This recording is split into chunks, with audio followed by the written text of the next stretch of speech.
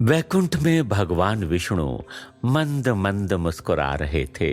माता लक्ष्मी ने भगवान विष्णु को इस तरह मुस्कुराते हुए देखकर उनसे पूछा, स्वामी, आपके मुख पर इस अलौकिक मुस्कान का कारण मैं जान सकती हूँ?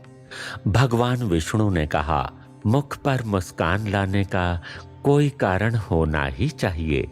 ऐसा आपका क्यों मानना है देवी? माता लक्ष्मी ने कहा, आप अकारण कुछ भी नहीं करते हैं स्वामी, इतना तो मैं आपको जानती हूँ। और आपकी ये मुस्कान एक नई लीला का संकेत दे रही है प्रभु। भगवान विष्णु ने हंसते हुए कहा, आपसे कुछ नहीं छुप सकता देवी। और आपने यथार्थ कहा। मेरे मुख के यह मुस्कान भविष्य में होने वाली एक विचित्र घटना का संकेत अवश्य दे रही है। स्वार्थ और प्रतिशोध की भावना से किया गया धर्म कार्य कभी लाभदायक नहीं हो सकता और इस घटना से संसार को ये बोध अवश्य प्राप्त होना चाहिए। ये सुनकर माता लक्ष्मी ने कहा, आप ऐसी कौन सी परिस्थिति का निर्माण करने वाले हैं स्वामी? भगवान विष्णु ने उत्तर दिया, मैं परिस्थितियां कभी उत्पन्न नहीं करता देवी। परिस्थिति तो सदैव मनुष्य की असंतुष्ट भावना ही उत्पन्न करती है। परंतु जब मनुष्य की महत्वाकांक्षा जगत के कल्याण में बाधक बनने लगती है, तब मैं अवश्य हस्तक्षेप करता हूँ और कदाचित इस बार भी मुझे करना पड़े। ये कहकर भगवान विष्णु योग निद्रा में लीन हो गए। उस तरफ दैत्य गुरु शुक्राचार्य ने महाराज बलि और महारानी विंध्यावली को जब ये कहा कि उनके पास ऐसा कोई उपाय था जिससे महाराज बलि की अधूरी इच्छा और प्रतिशोध दोनों पूरे हो जाएंगे, तो ये सुनकर दोनों ही हैरान रह गए। महाराज बलि ने पूछा, गुरुदेव, क्या आप यथार्थ कह रहे हैं? ये किस तरह संभव हो सकता है? दैत्य गुरु शुक्राचार्य ने कहा, आज तक स्वर्ग पर आधिपत्य स्थापित करने के लिए दैत्य क्या कर रहे थे? महाराज बलि बोले, और क्या ही कर सकते हैं गुरुदेव? अपनी सेना लेकर स्वर्ग लोक पर आक्रमण करना और देवताओं को हराकर स्वर्ग के सिंहासन प्राप्त करने के अतिरिक्त और क्या मार्ग हो सकता है? ये सुनकर दैत्य गुरु शुक्राचार्य मुस्कुराए और उन्होंने कहा, बलपूर्वक स्वर्गलोक प्राप्त करके क्या हुआ है? श्री हरि विष्णु ने सदैव देवताओं की सहायता की है और उसके पश्चात स्वर्गलोक फिर से उन्हें प्राप्त हो गया है। और वैसे भी बलपूर्वक प्राप्त की गई कोई भी वस्तु अधिक समय तक नहीं टिक सकती। इसीलिए मैं तुम्हें एक उपाय बताने जा रहा हूं, जिससे स्वर्ग सदैव के लिए आपका हो जाएगा महाराज, और वो भी नीति पूर्वक। महाराज बलि को गुरु शुक्राचार्य के बात पर विश्वास नहीं हो रहा था। इसी कारण उन्होंने फिर से प्रश्न किया, नीति पूर्वक? किंतु ये कैसे संभव हो सकता है? शुक्राचार्य बोले, यदि तुम स्वयं इंद्र बन जाओ तो। महारानी विंध्यावली ने यह सुनते ही कहा, स्वामी, इंद्र किस प्रकार बन सकते हैं? वो तो महाराज बलि हैं।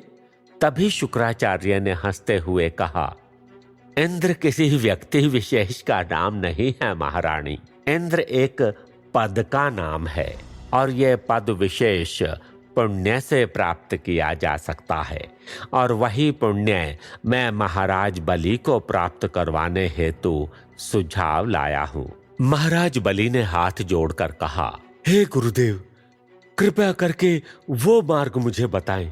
आप जैसा कहेंगे मैं निश्चित ही वैसा करूंगा। शुक्राचार्य ने कहा, यदि कोई जीव 100 जन्मों तक बिना कोई भी त्रुटि किए वर्णाश्रम धर्म का पालन करता है, तो वो जीव वो पुण्य अर्जित करता है जिससे इंद्र का पद प्राप्त होता है। किंतु सिर्फ एक ही जन्म में इंद्र का पद प्राप्त करने जितना पुण्य सिर्फ एक चक्रवर्ती सम्राट ही कर सकता है। जब वो एक ही जन्म में पूरे 100 अश्वमेध यज्ञ निर्विघ्नता पूर्वक परिपूर्ण कर सके, तो 100वां यज्ञ संपन्न होते ही वो इतना पुण्य अर्जित कर लेता है कि वो तुरंत ही स्वर्गलोक का इंद्र बन जाता है। ये सुनते ही महाराज बलि हैरान रह गए। उन्होंने तुरंत ही कहा, हे गुरुदेव, मैं ये 100 अश्वमेध यज्ञ करवाने के लिए तैयार हूं, आप आज्ञा करें। दैत्य गुरु शुक्राचार्य बोले, ये जितना सुनाई देता है उतना सरल नहीं है राजन। एक अश्वमेध यज्ञ करवाने के लिए भी बड़े बड़े राजे महाराजे भी असमर्थ हो जाते हैं, और यहाँ पर एक नहीं किंतु 100 अश्वमेध यज्ञ करवाने की बात हो रही है। ये करवाने में आपकी अनंत संपत्ति खर्च हो जाएगी। क्या इतना बड़ा दायित्व आप उठा पाओगे? और याद रहे, यदि एक भी यज्ञ में कोई विघ्न आ गया तो फिर से 100 यज्ञ प्रारंभ करने होंगे। आज से पहले ये भीष्म कार्य कोई भी नहीं कर पाया है। ये सुनकर महाराज बलि कुछ देर सोचने लगे और फिर उन्होंने अपने हाथ जोड़े और घुटनों के बल बैठकर कहा, हे गुरुदेव, आपकी अनुकंपा, दादा प्रहलाद और पिता विरोचन के पुण्य एवं महादेव की कृपा से मैं 2 लोकों का स्वामी हूँ और समस्त पृथ्वी और पाताल लोक की जितनी भी संपत्ति है वो सब मेरी है। 100 यज्ञ तो क्या, 1 सहस्र यज्ञ भी करवाने पड़े तो भी संपत्ति समाप्त नहीं होगी। हे गुरुदेव, आप केवल आज्ञा करें। दैत्य गुरु शुक्राचार्य ने कहा, अच्छी बात है, आप अश्वमेध यज्ञ की तैयारियां कीजिए। आने वाले कार्तिक मास की महापूर्णिमा को हम प्रथम अश्वमेध यज्ञ प्रारंभ करेंगे। महाराज बलि ने दैत्य गुरु शुक्राचार्य को दंडवत प्रणाम किया और कहा, जो आज्ञा गुरुदेव। और फिर दैत्य गुरु शुक्राचार्य वहां से चले गए। महाराज बलि और शुक्राचार्य दोनों ने दूसरे दिन से ही अश्वमेध यज्ञ की तैयारियां शुरू कर दी थीं। समस्त पृथ्वी की खोज कर एक सर्वगुण संपन्न श्वेत अश्व को भी लाया गया, जिसका विधि अनुसार शुद्धिकरण किया गया, और कार्तिक मास की पूर्णिमा के दिन सबसे पहला अश्वमेध यज्ञ प्रारंभ हुआ। उस तरफ स्वर्गलोक में देवराज इंद्र निश्चिंत होकर शासन कर रहे थे। वैकुंठ लोक में विराजमान माता लक्ष्मी ने भगवान विष्णु से पूछा, स्वामी, राजा और महाराजा अश्वमेध यज्ञ अपना साम्राज्य का विस्तार एवं अपना वर्चस्व स्थापित करने के लिए करते हैं, और इसके पश्चात वो चक्रवर्ती कहलाए जाते हैं। किंतु महाराज बलि तो पहले से ही दोनों लोकों के अधिपति हैं। इस समस्त पृथ्वी पर जितने भी राज्य हैं, वो सभी राज्य महाराज बलि के अधीन ही तो हैं, और उन सभी राज्यों के मुकुटधारी राजा महाराजा बलि के सेवक के समान हैं। फिर उन्हें अश्वमेध यज्ञ करवाने की क्या आवश्यकता पड़ गई? भगवान विष्णु ने माता लक्ष्मी के इस प्रश्न का उत्तर देते हुए कहा, देवी, यज्ञ का क्या अर्थ होता है ये आप जानती हैं? यज्ञ का अर्थ दिव्य पुरुषार्थ होता है। सामान्य पुरुषार्थ से मनुष्य स्वयं के लिए कई कार्य सफल कर सकता है, किंतु दिव्य पुरुषार्थ से मनुष्य स्वयं के साथ साथ अपने समाज, अपने राष्ट्र और अपने विश्व का कल्याण भी साध सकता है। इसी कारण इस चतुर्युग के प्रारंभ में मैंने यज्ञ के रूप में इस पृथ्वी पर अवतार लिया था। पृथ्वी वासियों को यज्ञ के रूप में अनुपम भेंट मैंने केवल इसीलिए दी थी कि लोग निस्वार्थ पुरुषार्थ का महत्व समझ सके। किंतु मनुष्य की सबसे बड़ी खामी ये है कि वो कभी संतुष्ट नहीं होता। दरअसल संतुष्टि ही यज्ञ की सबसे बड़ी उपलब्धि है, परंतु असंतुष्ट व्यक्ति सदैव स्वार्थ के अतिरिक्त और कुछ नहीं सोच पाता। और यही महाराज बलि के साथ भी हो रहा है। महाराज बलि केवल असंतुष्ट नहीं हैं, अपितु प्रतिशोध ने उनके प्रज्ञा चक्षुओं पर पर्दा डाल रखा है और इसी कारणवश वो इस अश्वमेध यज्ञ को कर रहे हैं।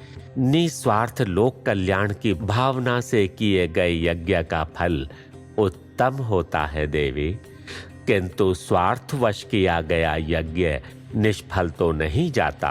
अतः महाराज बलि का ये यज्ञ क्या फल प्रदान करता है, ये भविष्य ही निर्धारित करेगा। पृथ्वी पर महाराज बलि का अश्वमेध यज्ञ कई दिनों तक चलता रहा। महाराज बलि ने इस यज्ञ में सभी याचकों को मुंह मांगी भिक्षा का संकल्प किया था और वहां नित्य नियमित कई सारे याचकों को मुंह मांगी भिक्षा देकर उनकी दरिद्रता को दूर किया जाता था। प्रातःकाल अनुष्ठान प्रारंभ होने से पहले ही ये कार्य किया जाता था। दैत्य गुरु शुक्राचार्य ने विधि पूर्वक सारे अनुष्ठान करवाए और तब उस श्वेत अश्व के विधि सहित पूजा की गई और उसे धरती पर मुक्त विचरण करने के लिए भेज दिया गया। वैसे तो अश्वमेध यज्ञ का घोड़ा जहां कहीं पर भी अपने कदम रखता, उस स्थान के राजा को या तो समर्पण और या तो अश्वमेध यज्ञ करने वाले राजा के सैन्य के साथ युद्ध करना पड़ता। महाराज बलि तो पहले ही समस्त पृथ्वी के अधिपति थे, इसीलिए उस अश्व का मुक्त विचरण करना एक औपचारिकता मात्र थी। वो अश्व कई महीनों तक समस्त पृथ्वी पर मुक्त विचरण करता रहा और उसके पश्चात फिर से लौटकर महाराज बलि के पास आ गया। उसके लौटते ही उसकी फिर से पूजा की गई और महारानी विंध्यावली ने शुक्राचार्य द्वारा बताए गए मंत्रों का जाप करते हुए उस अश्व को भोजन खिलाया और उसके लिए बनाए गए खास अश्वागार में ले जाया गया। और इस तरह पहला अश्वमेध यज्ञ पूरे 1 वर्ष में निर्विघ्न संपन्न हुआ। पहला अश्वमेध यज्ञ समाप्त होते ही महाराज बलि ने दूसरे अश्वमेध यज्ञ की घोषणा भी कर दी। ये सुनकर सारी प्रजा चकित रह गई। इस तरह कुछ ही दिनों में दूसरा अश्वमेध यज्ञ भी प्रारंभ हो गया। पहले अश्वमेध यज्ञ की भांति ही इस यज्ञ की सारी क्रियाएं और अनुष्ठान शुरू हो गए। इस दूसरे अश्वमेध यज्ञ के समाचार मिलते ही कई सारे ऋषि मुनि उस यज्ञ में शामिल होने के लिए आने लगे। महाराज बलि ने अपने दान के संकल्प को इस यज्ञ में भी कायम रखा। हर सुबह यज्ञ प्रारंभ होने से पहले वो याचकों को मुंह मांगी भिक्षा देकर पूर्ण संतुष्ट करके ही भेजते थे। जो स्वर्ण मांगता था उसे स्वर्ण दिया जाता। जो वस्त्र, भोजन, मकान, गाय, जो कुछ भी मांगता था वो सब उन्हें प्रदान किया जाता था। इस दान के कारण महाराज बलि कई सारे पुण्यों को प्राप्त करते रहे। दूसरा अश्वमेध यज्ञ भी इस प्रकार चलता रहा और फिर से अश्व को छोड़ा गया और उसके लौटते ही यज्ञ को पूरा किया गया।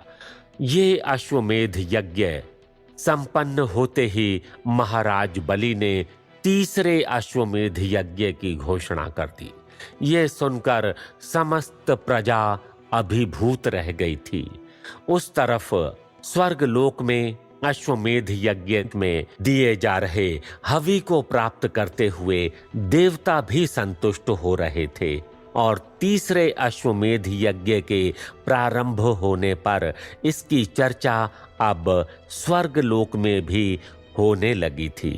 एक बार देवर्षि नारद स्वर्गलोक में पधारे और उनकी भेंट अग्निदेव से हुई। अग्निदेव के मुख पर दिव्य तेज को बढ़ा हुआ देखकर नारद जी ने अग्निदेव से पूछा, हे देव, आपका तेज पहले से कहीं अधिक बढ़ा हुआ दिख रहा है, इसका क्या कारण है? अग्निदेव ने उत्तर देते हुए कहा, अश्वमेध जैसे महायज्ञ के समय अग्नि तो क्या, 12 आदित्य, 8 वसु, 11 रुद्र, 2 अश्वनी कुमारों को मिलाकर 33 कोटि देव तृप्त हो जाते हैं। इसी कारण उनका तेज भी बढ़ जाता है और पृथ्वी पर महाराज बलि ने एक के बाद एक अब तीसरी बार अश्वमेध यज्ञ करना प्रारंभ किया है। इसीलिए हम देवताओं का तेज भी अब बढ़ चुका है। ये सुनकर देवर्षि नारद ने कहा, नारायण नारायण, ये तो अति उत्तम बात है अग्निदेव। महाराज बलि निश्चित ही तीसरी बार भी अश्वमेध यज्ञ करके महापुण्य का उपार्जन कर रहे हैं। अग्निदेव ने कहा, निश्चित ही देवर्षि। तब देवर्षि नारद ने कहा, तीसरी बार के बाद चौथी बार भी करेंगे और 5वीं बार के बाद 6ठी बार भी। तो सोचिए कि उनका पुण्य कितना ही बढ़ जाएगा। अग्निदेव देवर्षि नारद का इशारा समझ नहीं पाए और उन्होंने कहा, यथार्थ कह रहे हैं आप देवर्षि। महाराज बलि निश्चित ही एक पुण्यवान आत्मा है। देवर्षि नारद ने अग्निदेव की बात पर सर हिलाया और मन में कहा, अग्निदेव मेरा इशारा समझ नहीं पा रहे हैं और मैं खुलकर महाराज बलि के अश्वमेध यज्ञों के बारे में सावधान करके अश्वमेध यज्ञ को भंग करवाने का पाप अपने सर नहीं मढ़ सकता। नारायण नारायण, भगवान इन्हें सद्बुद्धि दे। ये कहकर देवर्षि नारद वहां से अदृश्य हो गए। क्या महाराज बलि संकल्प किए हुए 100 यज्ञ निर्विघ्न पूर्ण कर पाएंगे? क्या होगा जब महाराज बलि अपना संकल्प पूर्ण कर लेंगे? तब क्या महाराज बलि स्वयं इंद्र बन जाएंगे? क्या देवता अश्वमेध यज्ञ जैसे पावन यज्ञ को भंग करने का पाप करेंगे? जानने के लिए सुनते रहिए मोक्षदायिनी कथा श्री विष्णु पुराण की, ओनली ऑन पॉकेट FM।